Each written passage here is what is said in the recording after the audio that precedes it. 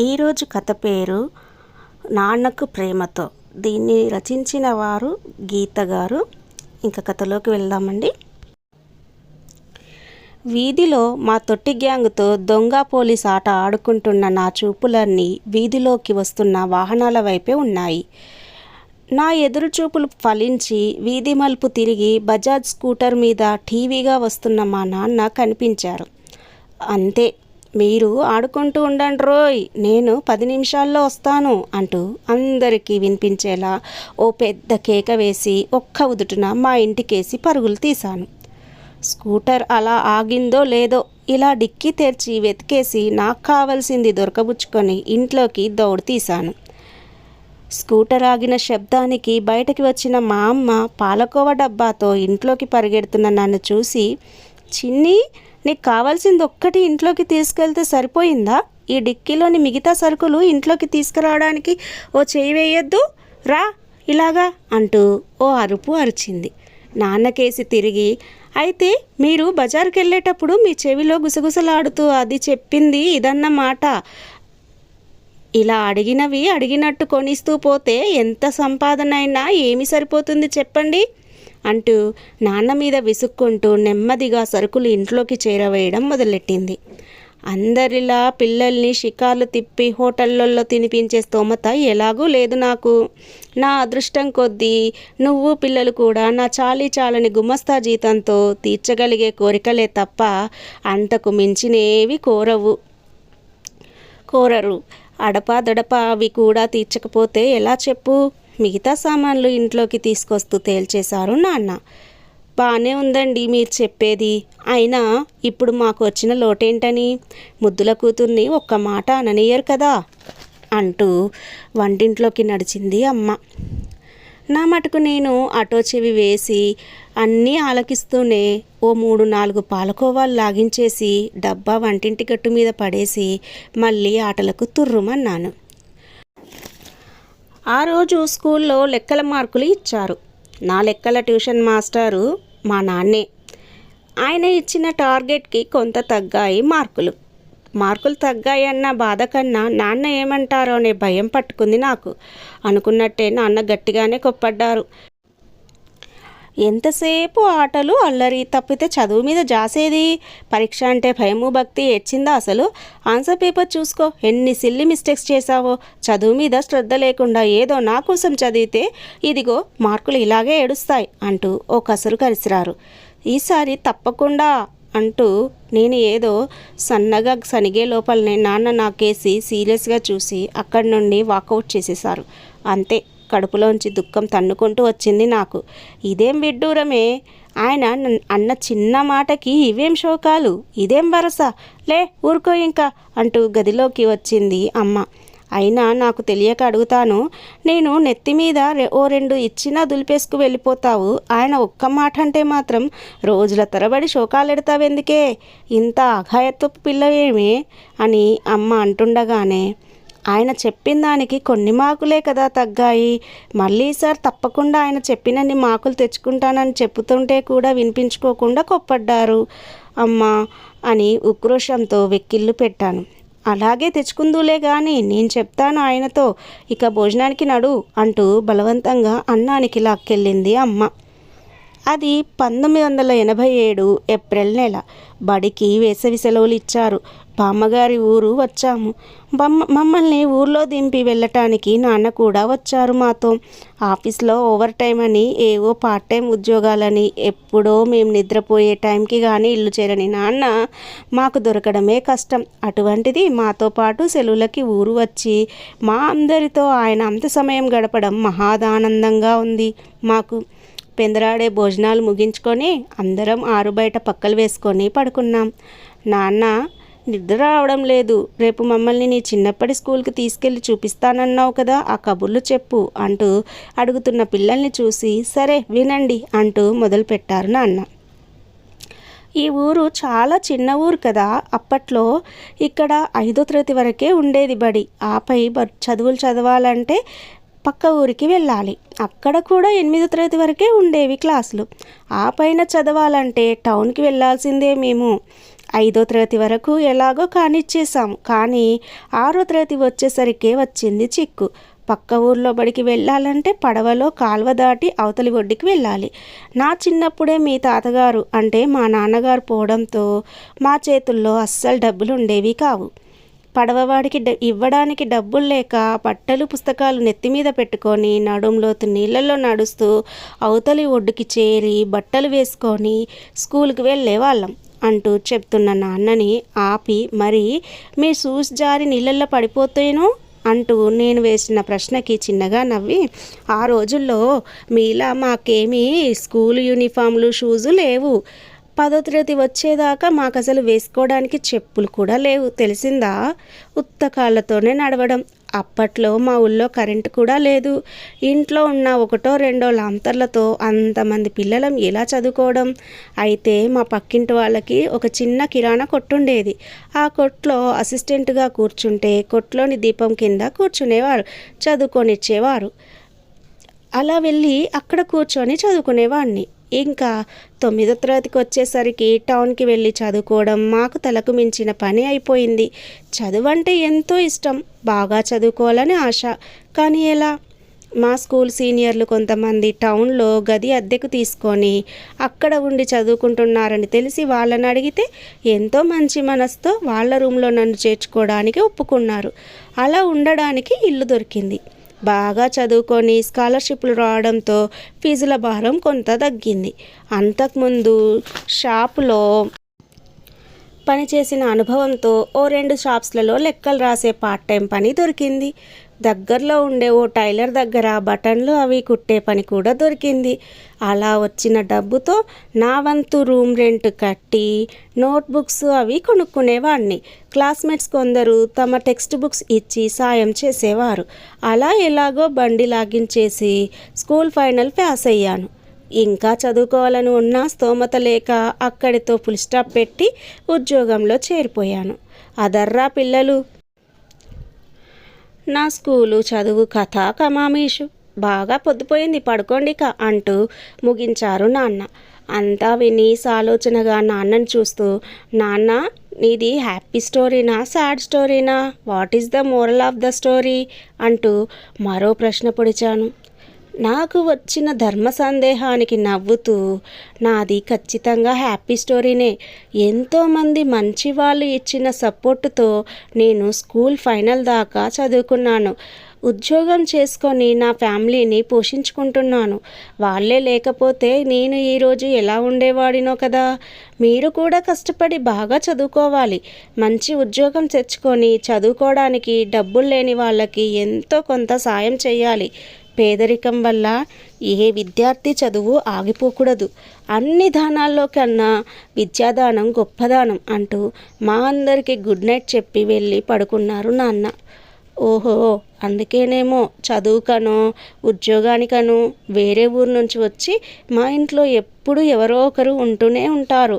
నేను కూడా పెద్దయ్యాక నాన్నలా అందరికీ సాయం చేయాలి అని ఆలోచిస్తూ మెల్లిగా నిద్రలోకి జారుకున్నాను.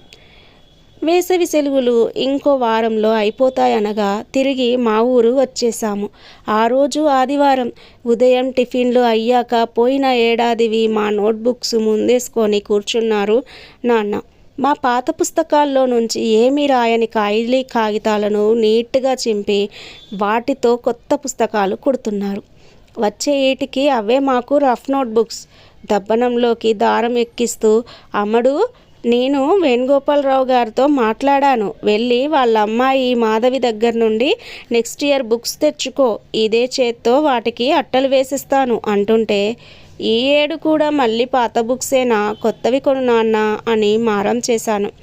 అదిగో ఆ పేచీలే వద్దనేది. అన్నయ్య చెల్లాయి పాత బుక్స్ వద్దని నీలాగే పేచీలు పెట్టారా అంటూ అమ్మ ఇంకా ఏదో అనేలోపే నాన్న కలుగజేసుకొని కొత్త అట్టలు వేసి, ఏం చక్క నీకు ఇష్టమైన లేబుల్స్ వేస్తాన్రా, అప్పుడు చూడు నీకు నీ బుక్స్ కొత్త వాటికంటే బాగుంటాయి అంటూ ఇట్టే మరిపించడంతో సరేనని తలూపి నెక్స్ట్ ఇయర్ బుక్స్ తెచ్చుకోవడానికి మాధవి వాళ్ళ ఇంటికి తుర్రుమన్నాను. కోచింగ్ క్లాస్ నుంచి ఇంట్లోకి అడుగు పెడుతున్న నాకు నాన్న పెద్దనాన్నల గార్ల సంభాషణ చెవిన పడింది. ఆడపిల్లలకి అంత పెద్ద చదువు ఎందుకురా, వాళ్ళకన్నా ఎక్కువ చదివిన వాళ్ళని తీసుకురావడం కష్టమైపోతుంది. ఆ తర్వాత ఊళ్ళో ఉన్న కాలేజీలో డిగ్రీ చేయించి పెళ్లి చేసేస్తే నీ బాధ్యత తీరిపోతుంది కదా. నాన్నకు నచ్చ చెప్తున్నారు పెదనాన్నగారు. ఆ రోజుల్లో మనం ఉన్న ఊళ్ళో బళ్ళు లేక ఆ ఊరు ఈ ఊరు తిరిగి ఆ పంచన ఈ పంచన చేరి నానా కష్టాలు పడి చదువుకున్నాం. అంతో ఎంతో వృద్ధిలోకి వచ్చాం. కానీ ఈ తరం పిల్లలు పోటీని ఎదుర్కొని మంచి ఉద్యోగాలు తెచ్చుకోవాలంటే మంచి కాలేజీల్లో పెద్ద చదువులు తప్పనిసరి. మన వందన చాలా తెలివైంది. ఇంటర్మీడియట్లో మంచి మార్కులు స్కాలర్షిప్లు తెచ్చుకుంది. దానికి ఇంజనీరింగ్లో సీటు ఎక్కడ వస్తే అక్కడికి పంపి చదివిస్తాను. నేను నా పిల్లలకి ఇవ్వగలిగే ఆస్తి చదివే అన్నయ్య. వాళ్ళు ఎంత చదువుకుంటే అంత చదివిస్తాను అంటున్నారు నెమ్మదిగా నాన్న. సర్లేరా, నీ ఇష్ట ప్రకారమే కానియ్యు. చదువు అంటే నీకున్న ఇష్టమే నీ పిల్లలకు వచ్చింది. అందరికీ చక్కగా చదువు అబ్బి వృద్ధిలోకి వస్తున్నారు. డబ్బేమైనా అవసరమైతే చెప్పు, మొహమాట పడకు అంటున్న పెద్దనాన్నగారిని ఆపి, లేదన్నయ్య, పిల్లల చదువులకని వేరువేరు చీటీలు కట్టాను. ఆ డబ్బులు ఉన్నాయి. అవి కాక పండగ బోనస్లు అవి వచ్చినప్పుడు వాళ్ళ పేర తీసుకున్న బాండ్లు ఉన్నాయి. ఇంకొంత రొక్కం చేబదులు తీసుకుంటే సర్దుబాటు అయిపోతుంది అంటున్నారు నాన్న. మాకు స్కూల్ యూనిఫామ్లు, ఫీజులు, పుస్తకాలు, కోచింగులు, శుభ్రమైన తిండి, బట్ట ఇలా సమస్తం ఏ లోటు లేకుండా యథావిధిగా జరిగిపోతున్నా కేవలం ఓ 2 జతల బట్టలతో నాన్న మెళ్ళో పుస్తల తాడు తప్ప మరే ఇతర వస్తువులు లేకుండా అమ్మ ఎందుకు అలా ఉండిపోయారో, తమకంటూ ఏమీ మిగిల్చుకోకుండా కేవలం మా బాగు కోసమే ఎలా బతికారో అప్పుడప్పుడే బాధ్యత తెలిసి వస్తున్న నాకు అర్థమయ్యి కళ్ళు చెమర్చాయి. ఏమిస్తే వాళ్ళ రుణం తీరేను. బాగా చదివి వాళ్ళ కలలు నిజం చెయ్యాలి అనుకుంటూ ఇంట్లోకి నడిచాను. ఇంజనీరింగ్లో ఉండగా ఓసారి సంక్రాంతి సెలవుల్లో ఇంటికి వచ్చాను. వాకిట్లో ముగ్గు వేసి ఇంట్లోకి వస్తున్న నాకు తాతగారు నాన్నతో అంటున్న మాటలు చెవిన పడ్డాయి. వారి మాటల్లో నా ప్రస్తావన రావడం గమనించి చెవులు రిక్కించాను. బాగా ఎరిగిన సంబంధం కదా, మరోసారి ఆలోచించుకోండి అల్లుడు గారు. అబ్బాయిది పర్మనెంట్ ఉద్యోగం, పెద్ద పదవి, సంపాదన, మంచి స్థితిమంతులు. కాకపోతే అబ్బాయి వంట చేసుకోలేక ఇబ్బంది పడుతున్నాడని వెంటనే పెళ్లి చేయాలని అడుగుతున్నారు వాళ్ళు అంటున్న తాతగారి మాటలు విని గుండెల్లో రాయి పడింది నాకు. అప్పుడు నాన్న, అక్కడే కదా నా మామయ్య గారు వచ్చిన చిక్కంతా. వందన చదువు ఇంకా పూర్తి అవ్వలేదు. దాని చదువు మధ్యలో ఆపడం నాకు ఇష్టం లేదు. చదువు పూర్తి చేసుకొని ఉద్యోగంలో చేరి దాని కాళ్ళ మీద అది నిలబడ్డాకే పెళ్లి చేద్దామని నా ఉద్దేశం. అయిన వాళ్ళే కదా, అర్థం చేసుకొని ఓ 2-3 ఏళ్ళు ఆగుతామంటే అప్పుడు మనం మాట్లాడుకోవచ్చు అన్నారు నిక్కచ్చిగా. నేను ఆ విషయం కదిపి చూశాను అల్లుడు గారు. వందనని మొన్న ఏదో పెళ్లిలో చూసి ఇష్టపడ్డారట. అమ్మాయి డిగ్రీ పూర్తి చేయకపోయినా పర్వాలేదు, మాకు ఉద్యోగం చేసే కోడలు అక్కర్లేదు. ఇంటి పట్టున ఉండి ఇంటి పనులు అవి చూసుకుంటే చాలు, 2-3 నెలలకు మించి ఆగడం కుదరదు అన్నారు, వివరించారు తాతగారు. మీకు తెలియంది కాదు మామయ్య గారు, నేను వందనని కొడుకులానే పెంచాను. అది చదువుల్లో ఫస్ట్, మంచి తెలివితేటలు కల పిల్ల. దానికి ఎంతో మంచి భవిష్యత్తు ఉంది. దాన్ని వంటింటికి పరిమితం చేసే కుటుంబంలో ఇవ్వలేను. మీరు అన్యదా భావించవద్దు. ఏదో ఒక రకంగా సర్ది చెప్పి ఈ సంబంధం తప్పించేయండి అని మెత్తగానే తేల్చేశారు నాన్న. అండగా నువ్వు ఉండగా నాకు భయం ఎందుకు నాన్న, దండగా అంటూ ఎప్పుడు నాన్నతో నేను కొట్టే సరదా డైలాగుని మననం చేసుకొని గట్టిగా ఊపిరి పీల్చుకున్నాను. ఇంజనీరింగ్ మంచి మార్కులతో పాస్ అయిన నాకు ఆ వెంటనే మంచి కంపెనీలో ఉద్యోగం వచ్చింది. నెలకు 5 అంకెల జీతంతో నాకొచ్చిన ఆఫర్ లెటర్ చూసి మురిసిపోయారు నాన్న. హైదరాబాదు మకాం మార్చవలసి వస్తోంది. కొత్త ఊరు, ఆడపిల్ల ఒక్కతే, ఎలా ఉంటుందో ఏమో అని దిగాలు పడింది అమ్మ.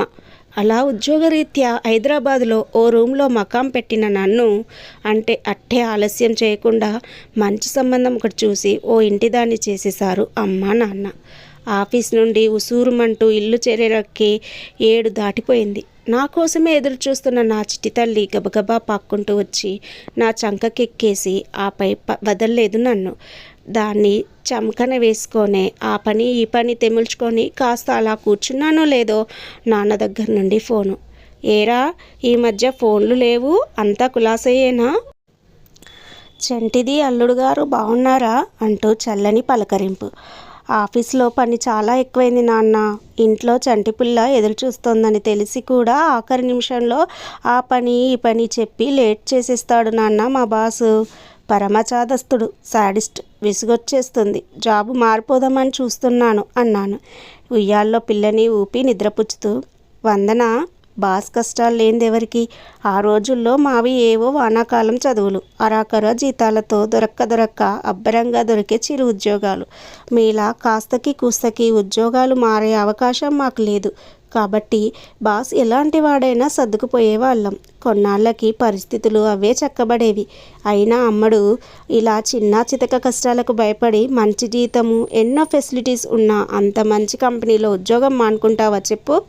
ఆ వెళ్ళే కొత్త జాబ్లో మాత్రం అన్నీ బాగుంటాయని గ్యారెంటీ ఏంటి? అతిగా ఆలోచించి మనసు పాడు చేసుకోకు, ధైర్యంగా ఉండు, అన్నీ అవే సర్దుకుంటాయి అంటున్న నాన్న మాటలు వింటూ ఆలోచనలోకి జారుకున్నాను. నిజమే కదా, కొత్త చోట కూడా ఇలా త్రాస్టడే తగులుతేనో? భయపడి పారిపోతే ఎలా? నాన్న చెప్పినట్టు ఓర్పుతో పరిష్కరించుకోవడమే బెటర్ అని అనుకుంటూ ఫోన్ పెట్టేశాను. అన్నయ్యకి హైదరాబాద్ బదిలీ అవ్వడంతో ఈ మధ్య అమ్మ వాళ్ళు హైదరాబాద్కి మకం మార్చారు. ఆఫీస్ నుండి ఆఘమేఘాల మీద అమ్మ వాళ్ళ ఇంటికి చేరాను. సోఫాలో కూర్చొని వార్తలు చూస్తున్న నాన్న పక్కన చేరి నా బ్యాగ్లో నుండి ప్రమోషన్ లెటర్ తీసి ఆయన చేతికిచ్చాను. ఆ లెటర్ తీసుకొని చదివిన నాన్న కళ్ళు మెరిసాయి. నా గొంతు విని లోపల నుంచి వచ్చిన అమ్మతో, చూడవే, వందనకి ప్రమోషను, మంచి ఇంక్రిమెంటు వచ్చాయి. నా సర్వీస్ చివరిలో కూడా ఇంత జీతం అందుకోలేదు నేను అని చెప్పి, చాలా సంతోషంరా అమ్మడు, ఇలాగే కష్టపడి పనిచేసి ఇంకా మంచి పేరు తెచ్చుకోవాలి అంటూ భుజం తట్టారు నాన్న. ప్రమోషన్ వచ్చిన దానికన్నా ఎక్కువ సంతోషం వేసింది ఆయన కళ్ళల్లో తొణికిసలాడిన ఆనందాన్ని, గర్వాన్ని చూసి. కొంతసేపటికి భోజనాలు వడ్డించాను రండి అని అమ్మ పిలిస్తే టీవీ కట్టేసి వెళ్ళి భోజనాలకి కూర్చున్నాము. అన్నం కలుపుకుంటూ, నాన్న, వందు, నీకు మొన్న చెప్పాను కదా, మా ఆఫీస్ ప్యూను సడన్గా పోవడంతో ఫీజులు కట్టలేక వాళ్ళ పిల్లలు డిగ్రీ మధ్యలోనే ఆపేయాల్సిన పరిస్థితి వచ్చిందని. ఆ కాస్త డిగ్రీ పూర్తయిందంటే ఏదో ఒక ఉద్యోగం చూసుకొని వాళ్ళ అమ్మని, కుటుంబాన్ని వాళ్ళే చూసుకుంటారు. నువ్వు ఒకరిని, అన్నయ్య ఒకరిని ఆదుకొని ఎలాగలో డిగ్రీ కట్టెక్కించేయాలరా అల్లుడు గారితో ఒక మాట చెప్పి అంటున్న నాన్నని మధ్యలోనే ఆపి, నువ్వు అంతలా చెప్పాలా నాన్న? నేను ఆయనతో ఆ రోజే మాట్లాడాను, డబ్బులు కూడా డ్రా చేసి తెచ్చాను, వాళ్ళకి రేపే పంపండి అంటున్నా నన్ను చూసి తృప్తిగా తలాడించారు నాన్న. మాకు ఇహానికి కావలసిన చదువు సంధ్యలు, విద్యాబుద్ధులు, ఉద్యోగాలు అన్నీ ఏర్పాటు చేసిన నాన్న పరానికి కావలసిన పుణ్యం పరమార్థాలను కూడా ఏర్పాటు చేస్తున్నారు. మా నాన్న బంగారం అనుకున్నాను మనసులోనే. ఆ రోజు బాలల దినోత్సవ వేడుకలు జరుగుతున్నాయి మా చిట్టి స్కూల్లో. పేరెంట్స్కి ఏర్పాటు చేసిన కుర్చీలలో కూర్చొని చూస్తున్నాము నేను, మా వారు. కొంతసేపటికి స్టేజ్ మీదకి వచ్చిన మా అమ్మాయి తనకిచ్చిన surprise topic my hero, my role model మీద స్పీచ్ మొదలుపెట్టింది. తన తండ్రే తన హీరో అంటూ ఆయన తనకి ఎప్పుడూ అండగా ఉండి ఎలా స్ఫూర్తినిస్తారో, నాన్న అంటే తనకి ఎందుకు అంత ఇష్టమో తనకు చేతనైన 4 చిన్న మాటల్లో అనర్గళంగా ఏకరువు పెట్టేసింది. నేను ఆఫీస్ నుండి ఇంటికి వచ్చింది మొదలు పడుకునే వరకు నన్నే అంటిపెట్టుకొని నా చంక దిగనిన ఈ అమ్మకూచి సడన్గా ఇలా నాన్నకూచిగా ఎప్పుడు మారిందబ్బా అని ఆశ్చర్యపోవడం నా వంతయింది. కూతురు వాగ్దాటిని, అది తనపై కురిపిస్తున్న ప్రేమని చూసి మురిసిపోతున్న మా వారితో ఒకంత అక్కసుగా గోరుముద్దలు తినిపించడం, హోంవర్క్లు చేయించడం, రోగం రోస్టు వస్తే సేవలు చేయడం, ఇదంతా ఏమో నా పని. దాన్ని నెత్తికెక్కించుకొని గారాబం చేసి దాని నుంచి మార్కులు కొట్టేయడం మీ పని అని నవ్వుతూ అంటున్న నాకు ఎందుకో అమ్మ మాటలు గుర్తుకొచ్చాయి. నాన్న చాకిరి చేయడానికేమో అమ్మ కావాలి, మెచ్చి మేకతోలు కప్పి ప్రేమ ఒలకబోసేది మాత్రం నాన్న మీద. మీ ఆడపిల్లలు అంతా ఇంతేనే, రేపు నీకు పుడతారుగా పిల్లలు, నీ కూతురు కూడా నీలాగే నాన్న కూర్చి అవ్వకపోతుందా, నేను చూడకపోతానా అంటుండేది ఆవిడ. నిజమే కదా, అచ్చమైన నాన్న కూచిలా అయిన దానికి కాని దానికి అడ్డంగా నాన్నని వెనకేసుకొచ్చి ఎన్నిసార్లు అమ్మను దబాయించాను. అది సరదాకైనా సరే చేసిన పాపం ఊరికే పోతుందా అనుకుంటూ నవ్వుకుంటున్న నా దగ్గరికి ప్రోగ్రాం అవుతూనే పరిగెత్తుకొచ్చిన మా అమ్మాయి, ఎలా ఉంది అమ్మ నా స్పీచ్ అని అడిగింది. దాని బుగ్గలు పిండుతూ, బాగుందే నాన్న కూచి అన్నాను. టక్కున వాళ్ళ నాన్న మెడ చుట్టూ చేతులు వేసి, నాన్న కూర్చున్నా, అదేం కాదు, అయినా మీ నాన్న మీకు హీరో అయితే మా నాన్న నాకు హీరో కదా అమ్మ అంటూ లాజిక్ మాట్లాడుతున్న చిట్టితో, పోవే మీ నాన్న నీకు గొప్పేమో కానీ మా నాన్నే అందరికన్నా గ్రేట్ తెలుసా, మా నాన్న హీరోలకే hero, my daddy is the best అన్నాను దాన్ని ఉడికిస్తూ. నన్ను మింగేసాలో చూపు చూసి, అమ్మ దోస్తు కటిఫ్ పద నాన్న మనం ఐస్ క్రీమ్ తిందాం, అమ్మాయికేమి కొనిపెట్టద్దు అంటూ నాన్న చేయి పట్టుకొని ఐస్ క్రీమ్ షాప్కేసి లాక్కెళ్తున్న మా అమ్మాయిని చూసి దాని ఉడుకు మొత్తాన్ని చూస్తే నాకు నవ్వాగలేదు. నాకు కూతుర్ని మురిపంగా చూసుకుంటూ ఐస్ క్రీమ్ తింటూ అది చెప్తున్న కబుర్లన్నీ సంబరంగా వింటున్న మా వారి ఆనందాన్ని చూస్తుంటే ఏ కూతురికైనా తన తండ్రే కదా హీరో, నాన్నకు ప్రేమతో కూతురు ఇచ్చేయి మా నాన్న గ్రేట్ అనే అవార్డుని మించి ఏ తండ్రైనా కోరేది ఏమి ఉండదేమో అని అనిపించింది. కథ విన్నారు కదా, కథ చాలా చాలా బాగుందండి. చివరి వరకు విని నన్ను ఆదరిస్తున్న శ్రోతలందరికీ నా యొక్క ధన్యవాదాలు. మరొక మంచి కథతో రేపు మీ ముందుంటాను. మన ఛానల్ ఎవరైనా ఫస్ట్ టైం చూస్తున్నట్లయితే ఇంకా సబ్స్క్రైబ్ చేయకపోతే సబ్స్క్రైబ్ చేసుకోండి please. Thank you for listening. Bye friends.